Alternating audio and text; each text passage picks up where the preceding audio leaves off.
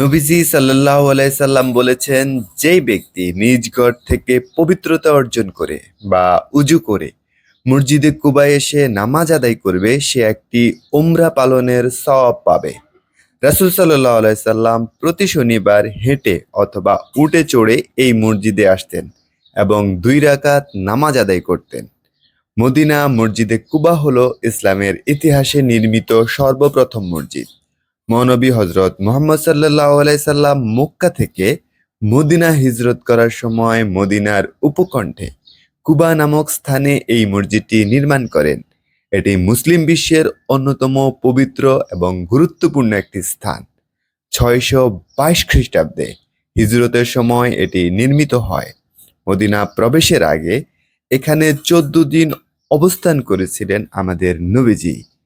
এই মসজিদের ভিত্তি স্বয়ং নবীজি সাল্লাল্লাহু আলাইহি সাল্লাম স্থাপন করেছিলেন। কুরআনে এই মসজিদ সম্পর্কে বলা হয়েছে যে বর্তমানে এই মসজিদটি অত্যন্ত আধুনিক ও সুন্দর স্থাপত্যে নির্মিত। 1986 সালে এটি বড় পরিসরে সংস্কার করা হয়। সম্প্রতি সৌদি সরকার কিং সালমান এক্সপ্রেশন প্রজেক্টের মাধ্যমে এর আয়তন কয়েক গুণ বৃদ্ধি করার পরিকল্পনা নেওয়া হয়েছে।